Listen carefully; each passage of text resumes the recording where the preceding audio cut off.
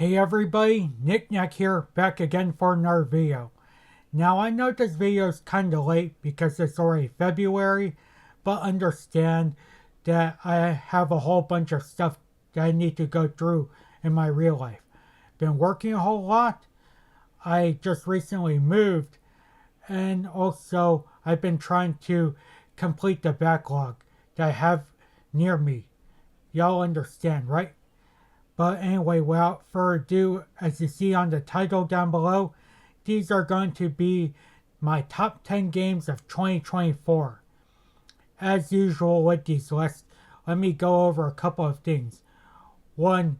These are games I've played. 2. This is my opinion. So if you have a problem with said game here and there, yeah, just make your own list. And 3. I haven't played every single greatest hit in the last year. So don't expect games to see like Final Fantasy VII Reaper, Black Myth Wukong, Stellar Blade, the new Yakuza game that was in Hawaii, and Unicorn Overlord, just to name a few of them. Yeah. But anyway, without further ado, let's begin. And before I start with number 10, let me go over a couple of honorable mentions. Penny's Big Breakaway is an interesting take on the 3D platformer with nice art style, a silly premise, and differing gameplay that involves spinning a yo-yo and dashing to attack your enemies. This game unfortunately gets an honorable mention because I only put a few minutes into it. If I put more time into Crow Country, then I know for a fact that would be high on my countdown. Just like the ladder, it gets an honorable mention because I only put a few minutes into it. Even so, I'm liking the presentation and how it pays homage to early Resident Evil games. So with the honorable mentions out of the way, let's finally begin.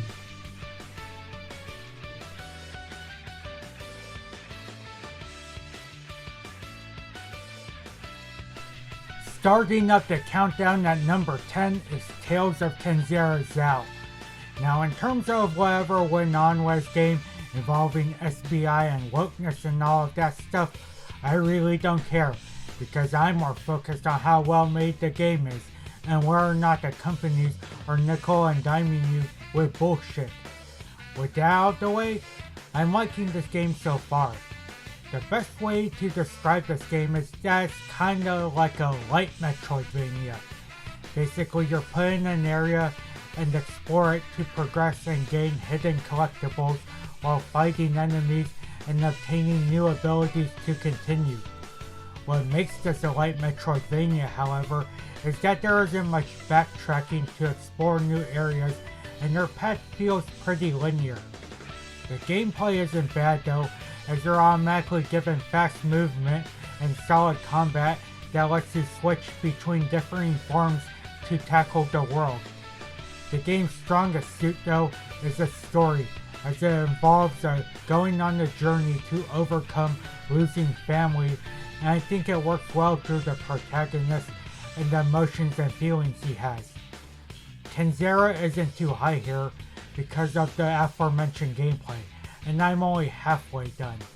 But nonetheless, I think this is a game that's solid and is worth playing for both the price and length.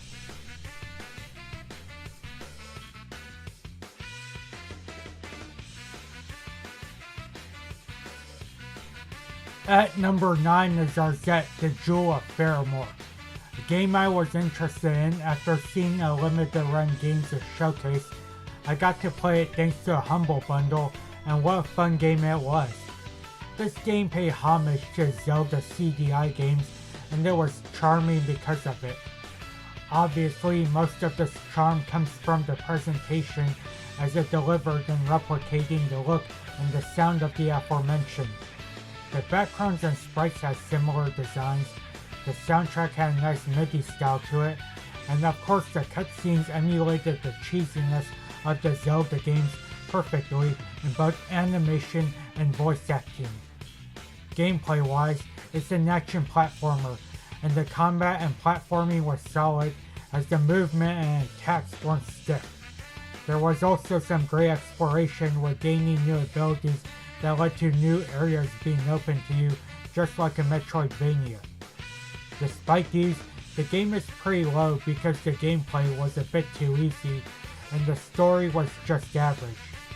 Nonetheless, this was a fun title to play if you need something fun and short to 100%.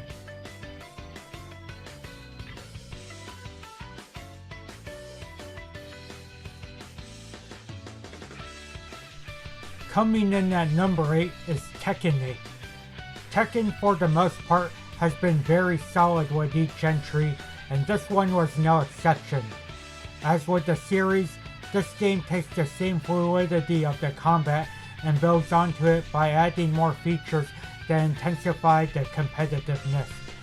The game also looks and sounds beautiful too, with the characters getting new detailed appearances, stages continuing to have tons going on without frame drops, and music always sounding nice. Now getting on to content, they stepped it up a notch by adding tons of modes and improved on pre-existing ones. The story mode was well done not only by increasing the tension between Jin and Kazuya, but by also including all of the characters and giving them moments in the plot. Though, I wish I didn't have to play the same fight over 100 fucking times between Kazuya and Jin, because that shit got annoying. The new arcade quest mode was also a great addition in showing you the basics as well as telling a fun story dominating the arcades. And also, I have to say that it's freaking amazing that they brought back Tekken Ball mode. That was a damn good mode if you played Tekken 3. Unfortunately, I'm not too big of an online guy, but from the few matches I've played, it plays solid.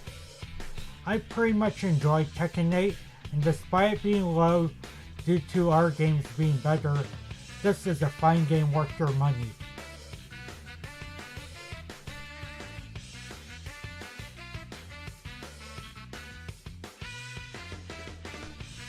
For my number 7, I'm putting Eiyuden Chronicle 100 Heroes on here. I want to try this game out because I love JRPGs, and fortunately Game Pass had it, so I locked in, and what a damn good game this is. This is an interesting spiritual successor to Suikoden as it combines JRPG gameplay with town building and collecting. Basically, along with going through the main story, you can do side missions to recruit more people to either play as or upgrade your encampment. I just think it's well done and addicting. The combat is also great as it has the standard stuff, but also has a gauge in which you build up and deal more powerful attacks. It's also fun seeing a party of 6 attacks, as most JRPGs nowadays is like 4 or 3. Yeah, as with games in its genre, it has to have a good story, and it's an intriguing one from what I remember, with likable characters and themes of war over technology and all that. Another one of the reasons on why this game excels is the presentation, because it has a uniquely beautiful art style combining 2D sprites with a nice 3D world, and sure, it's not the first to do it, but it's enjoyable to look at. Now, this might be bullshit on me because truthfully, I still haven't beaten it, but I'm confidently enough to say it's a good game that's well worth checking out.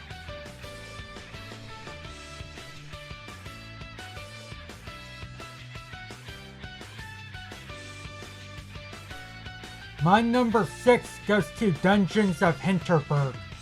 Looking to play more 2024 games, I saw this one appear on Game Pass and decided to try it, and I have to say I was impressed.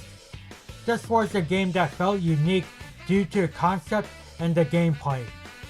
In it, you follow a woman who goes on vacation in the magic-given part of Austria and explores dungeons throughout the area. The plot and graphics are just serviceable, but its purpose of promoting Austria delivers, as they're visiting beautiful environments ranging from lush areas full of vegetation to gorgeous Austrian Alps. Other than these, the biggest standout of the game is its gameplay. The best way to describe this title is as one part Persona and another part Zelda, as you have time management and social aspects of Persona with the dungeon crawling of Zelda, and it works nicely. Meeting the locals and learning their struggles was told nicely while visiting dungeons and going through them with some hack and slash combat was very fun. Although it was lacking in its story, this game was a very fun title worth checking out that delivered in its other areas. Well worth buying or checking out on Game Pass if you're a fan of both Zelda and Persona.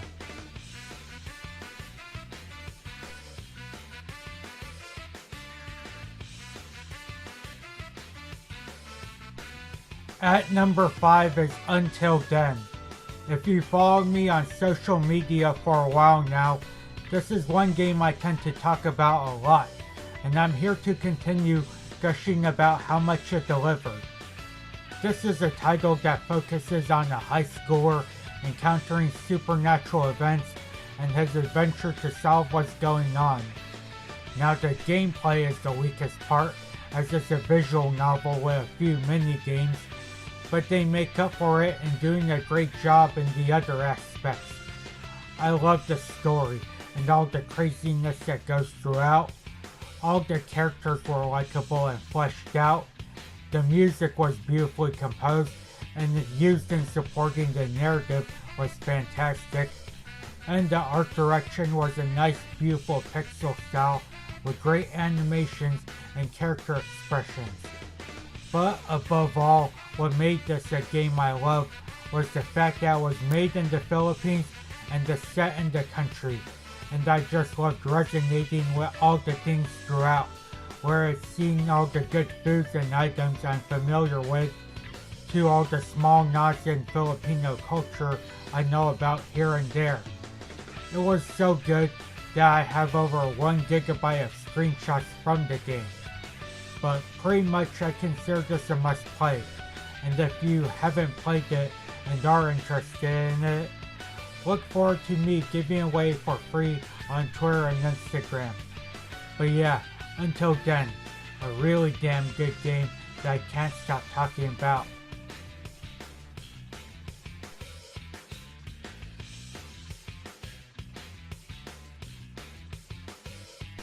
Coming in at number 4 is another Crab's Treasure. A game I was interested in thanks to a Nintendo Direct.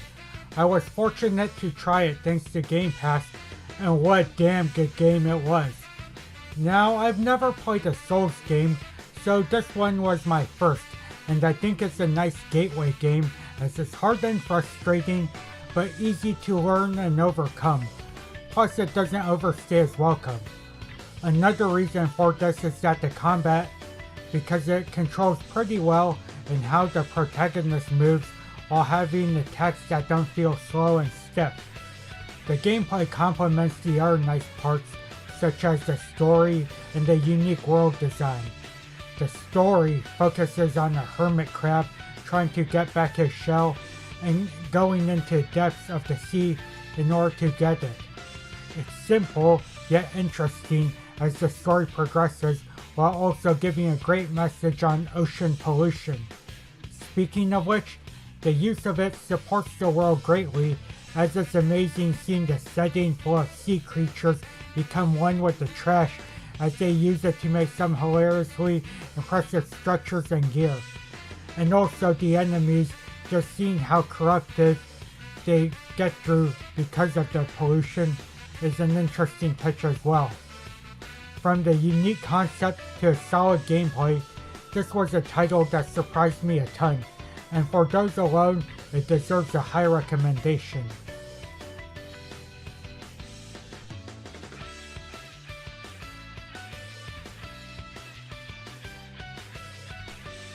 Number 3 goes to Balatro. Before the Game Awards, people have often been talking about it, so I was familiar with it.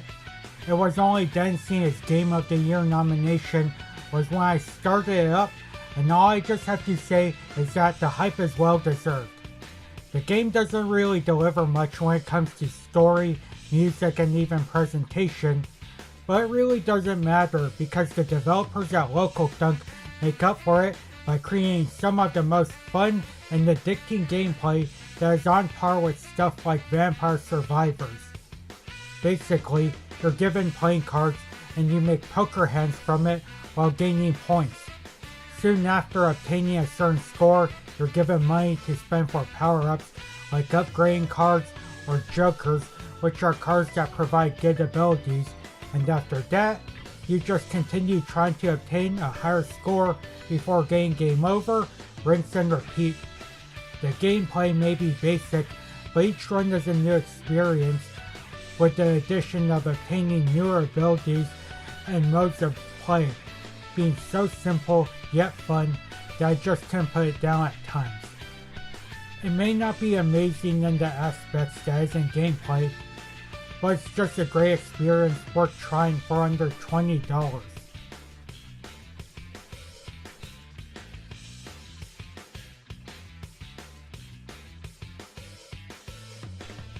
Taking up the runner-up spot at number 2 is Metaphor ReFantazio. I love my Persona games, so seeing a new Atlus title with the names behind it obviously makes it a day one buy. I'm happy to say that the game is living up to hype. Sorry to say, but the reason why it doesn't take the top spot is because I still haven't beaten it. Yet I'm 40 hours in, so I'm confident enough to put it this high. This is one interesting game, as it's a Persona game, but on the other hand it isn't, as it does much to make it different. For the most part, they take the things I love about Persona, like the calendar system, stat building, and social links, and they put them in a fantasy setting full of diverse characters with an interesting plot about a contest to become king of the entire world. In addition, they change up the gameplay by having this unique system of choosing what style of combat you want each character to use, and upgrading them via the social links. Speaking of which, upgrading them feels more nice as you aren't tasked with a library of characters just like Persona.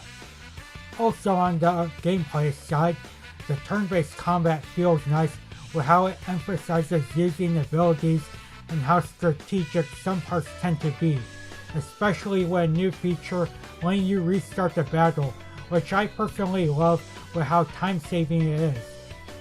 Although it's a no on me for playing an unfinished game this high, I'm enjoying my time with Metaphor, and I wouldn't be surprised if I love it as much as Persona, and if it takes the number 1 spot after I beat it.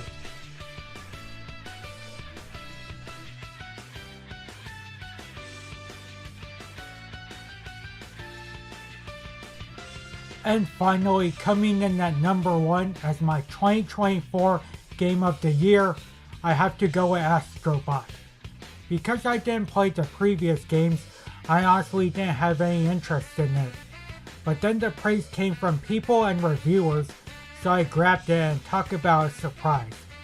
There isn't much to go over, as anybody who has played it really enjoyed it, and of course it's well deserved. Though the plot is the weakest part of the game, it's easy to follow and is amusing from seeing the characters' actions. Everything else is where the game excels.